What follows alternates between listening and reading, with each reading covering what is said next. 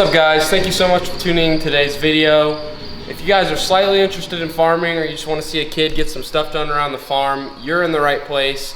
Today I'm going to take you guys through what my daily chores of being a pig farmer are. So don't forget to drop a like, it really helps me out guys. It pushes my content further for more farmers like you to see it, and I just would really appreciate it. So please drop a thumbs up guys. With that being said, let's get right into this video. So I thought it'd be a good idea to show you guys my daily chores of what I'm doing every single day in these buildings, and you know, showing you what I check on, showing you what I'm looking for, all that good stuff, and also telling you guys and showing you guys the similarities and differences when you are taking care of wiener pigs and when you're taking care of feeder or fat hog pigs, fat hogs. So the first thing I do every single day I get in here, I check the water pressure. That is one of the most important things these pigs need every single day, just live a healthy life every single day. So I check these water gauges.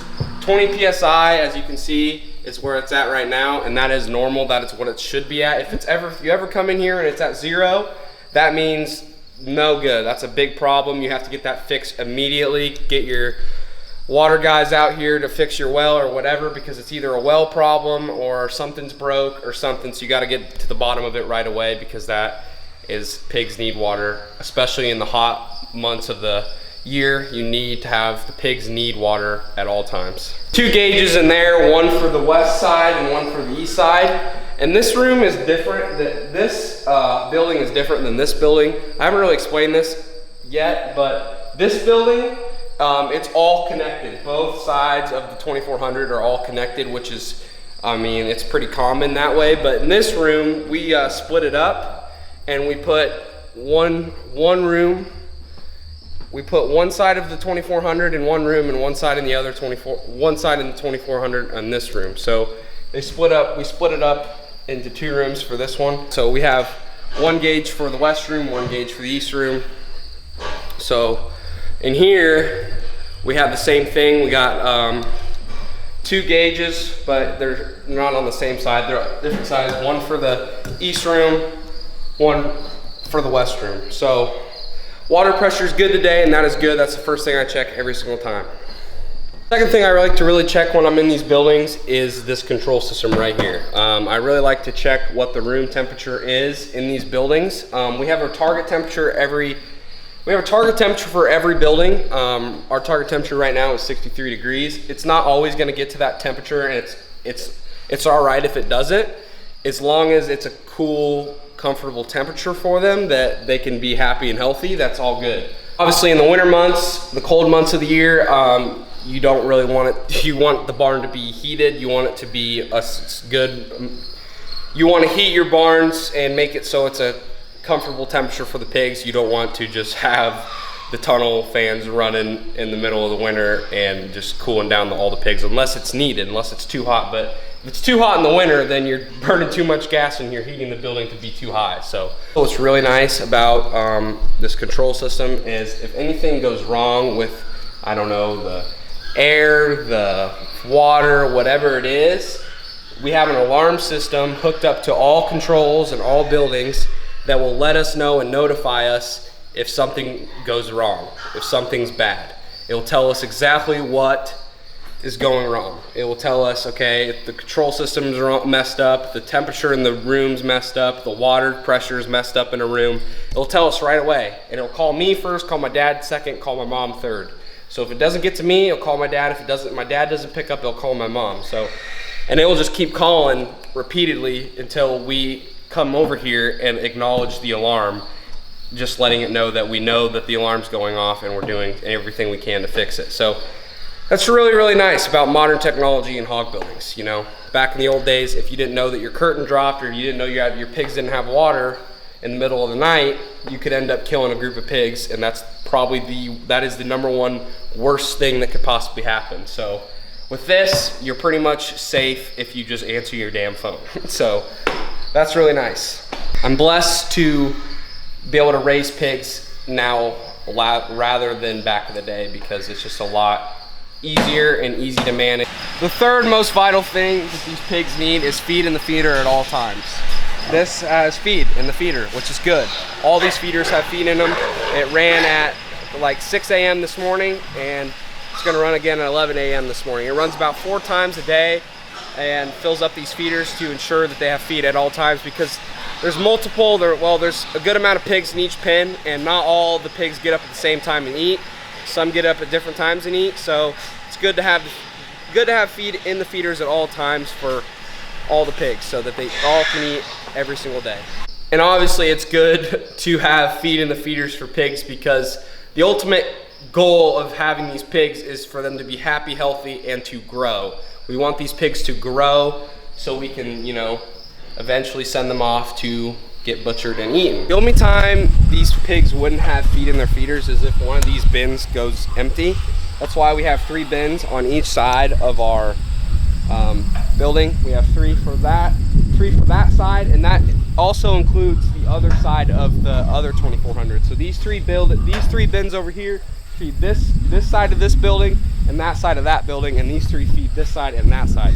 So it's really crucial that we stay on top of getting the bins switched when they need to ensure that the pigs get feed at all times. But you know what, sometimes you're sleeping in the night and the bin goes out, and then you get up the next morning and the bin's empty, and you have to just switch the slides to another bin, and they wouldn't have feed for maybe 3 to 4 hours.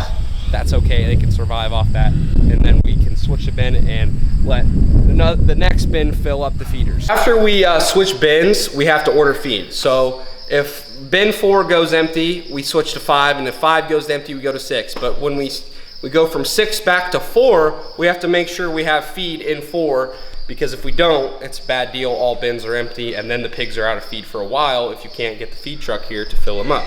So that's why you got to stay on top of it and order feed right after you switch bins. So what we do is we get on an app, we tell them what site we are ordering feed for, what bin pad we're ordering feed for, what bin we're ordering feed for. We tell them the amount we want, and we have to give them 3 days in advance so that they aren't, you know, we don't want to tell them, hey, we need feed tomorrow, unless it's an absolute emergency, if all the bins are empty or something like that. But you know, you want to give them time. So as I'm walking through here, I am looking to make sure that A, they have feed in the feeder, like I said, like I showed you previously.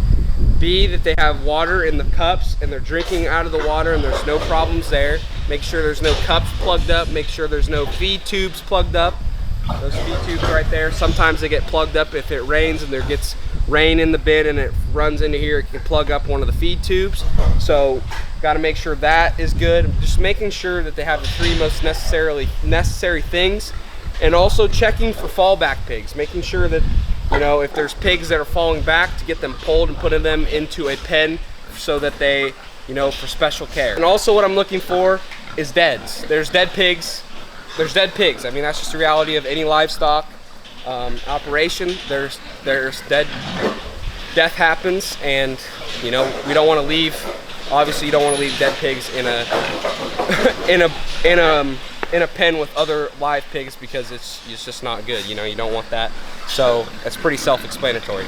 So that's all the things I'm looking for when I'm going through here. Those are the things I'm looking for walking through those barns, and that goes for anytime I'm choring fat hogs. That's what I'm looking for. When they're weaner pigs, there's a lot of similarities in that, but there's also some differences. There's a lot more similarities than there are differences when you're choring fat hogs and weaner pigs. I mean, you have to make sure they have the 3 vital things. You have to get the deads out because they die still when they're young, and also you want to pull the pigs as soon as they are falling back out and put them in a special pen for special feed to get them to get going again.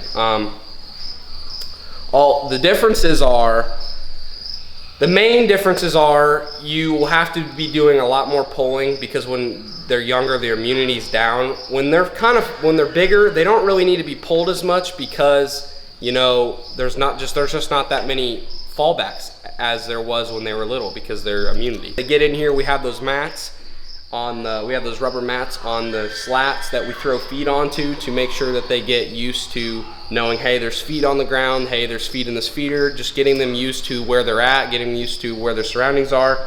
Also, we hang up nipple bars that are pretty much metal nipples to emulate their mom's nipple that they came from the sow unit, and it gets them, you know, It gets them to get water easier and faster, and it gets them accustomed to getting water. And eventually we'll put those up, so because they don't need them anymore. But just little small things like that to get them used to the barn, get them going faster. You know, just little things like throwing the feed on the mat, just to let them know, hey, there's feed here, and just pulling more pigs to make sure that you get on top of it early. Because if you get on top of it early when they're smaller, you're not gonna have to do as much work as when they're bigger. That's why you just wanna put in the work when they're smaller, get the pigs that are falling back out, get them good, and just keep that up, because it's well worth it when they're bigger. Like I said, I'll go in more depth when we get wiener pigs over at that other site, but I just want to give you a quick rundown on that. So one thing I really just wanted to clear up with you guys, it's kind of a misconception. It's been weighing on my heart. It's been weighing on my head, I guess, my mind, whatever you want to say. Is I think the media and just the public portray all animal caretakers, or a vast majority of us, to be cruel, disgusting, terrible to our animals that we take care of. And I just want to say that's further from the truth. I know I'm not alone in this. I genuinely care for these animals. I genuinely like, you know, caring for these animals. I'm not here to be cruel. I'm not here to be disgusting. I'm not here to be terrible to these animals. I'm here to do this the right way, and then the best way I possibly can. I want them to be happy, healthy, and comfortable, and to ultimately grow, so I can help feed the world the right way. And I know I'm not alone in that, and I know there's majority of the farmers and caretakers out there, not just in the hog industry, but in every industry.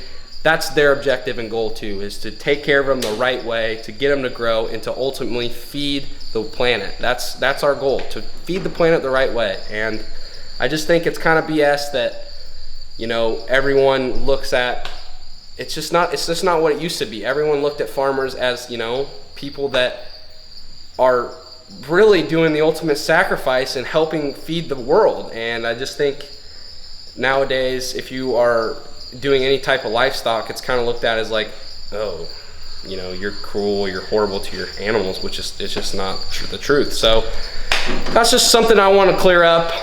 It just kind of hurts.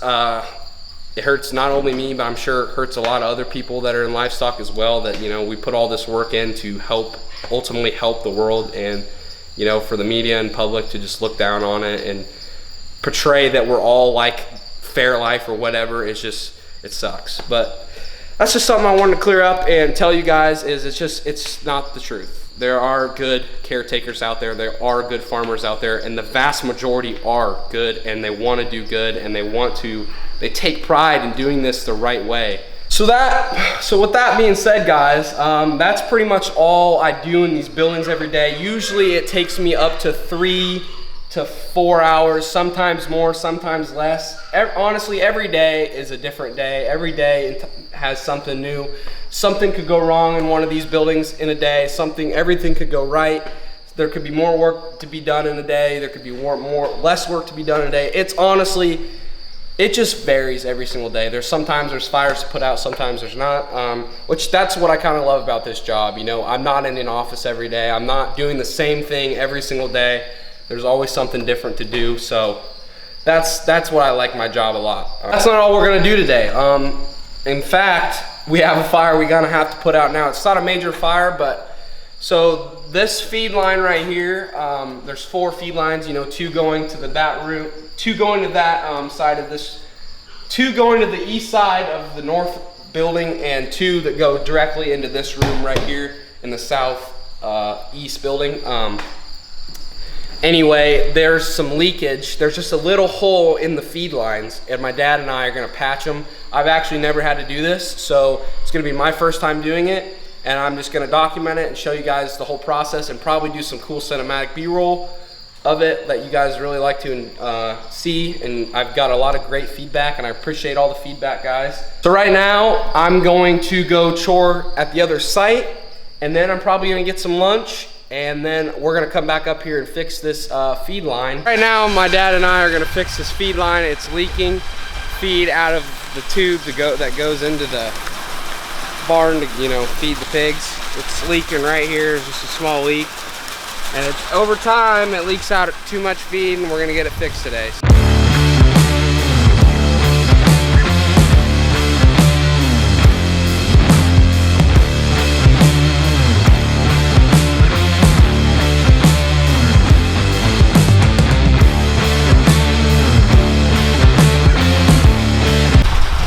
Okay, so I'm just cleaning this pipe off because I'm going to use PVC glue on my coupler. But these feed lines, this feed line here has probably been 5 years.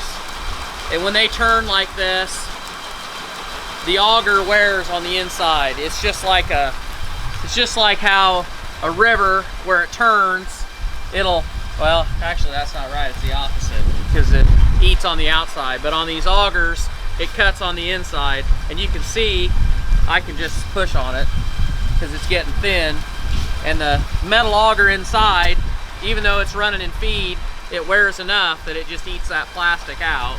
And at some point we're going to have to replace all of it, because the next place they'll go bad is up here, but these are still good. So rather than take the whole thing out now, we're going to patch it to get us by until it starts wearing up there, and then we'll replace everything down to the boot. So we're just kind of getting by. The coupler and my OSHA approved holder, I guess, and I'm going to cut this coupler, and then I'm going to heat it up and split it, put it over this, put PVC glue on it, put it on there. I might have to put a clamp on it, but I don't think I will. And then we'll be back in business. Should have done this 2 weeks ago before it looked like that, but it's like everything, squeaky wheel gets the grease, and now this one's pretty squeaky.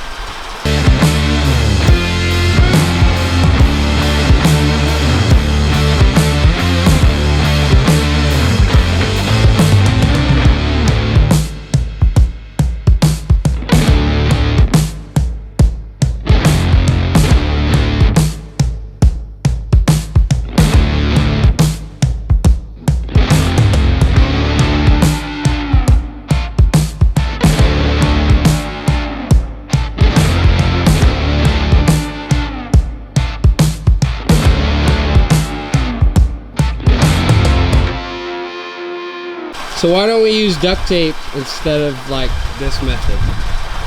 Well, if you're in a pinch, duct tape's fine, and there's a hell of a lot of people that wrap them with duct tape. And when I go to sites, I see feed lines that have duct tape wrapped over duct tape, wrapped over duct tape. And the truth of the matter is, it doesn't take all that much to stop it, but your duct tape, it's just gonna eat through that like none other. And if you can put a coupler on it and hold that coupler, it's gonna last way longer. And I just want to do it once, and then hopefully that'll last long enough until it wears one of these other elbows, at which time I'll just spend the time and replace the whole chunk instead of coming out here every week and wrapping more duct tape. Plus it looks like shit, so I'd rather do it, have it look a little better anyway. So why don't we use duct tape instead of like this method? Well, if you're in a pinch, duct tape's fine, and there's a hell of a lot of people that wrap them with duct tape. And when I go to sites, I see feed lines that have duct tape wrapped over duct tape, wrapped over duct tape. And the truth of the matter is, it doesn't take all that much to stop it, but your duct tape, it's just gonna eat through that like none other. And if you can put a coupler on it and hold that coupler, it's gonna last way longer. And I just want to do it once, and then hopefully that'll last long enough until it wears one of these other elbows, at which time I'll just spend the time and replace the whole chunk instead of coming out here every week and wrapping more duct tape. Plus it looks like shit, so I'd rather do it, have it look a little better anyway.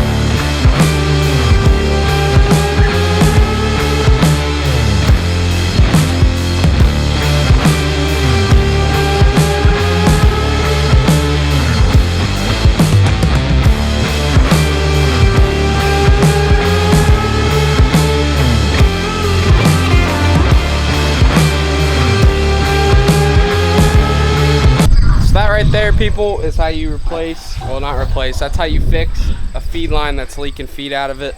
A lot of people really like to use duct tape, which there's nothing wrong with it. It's just you have to keep putting duct tape on it over and over and over and wrap it and wrap it and wrap it. And then, like my dad said, we might as well just fix it the right way the first time. That way we don't have to keep coming up here and effing with it. So with that being said, guys, thank you so much again for tuning in today's video. I hope you guys enjoyed this one. If you like my content at all, please give it a thumbs up. It really helps me out and supports me a lot.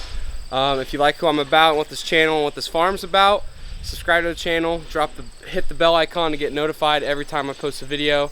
And I hope you guys have a great rest of your day. Peace.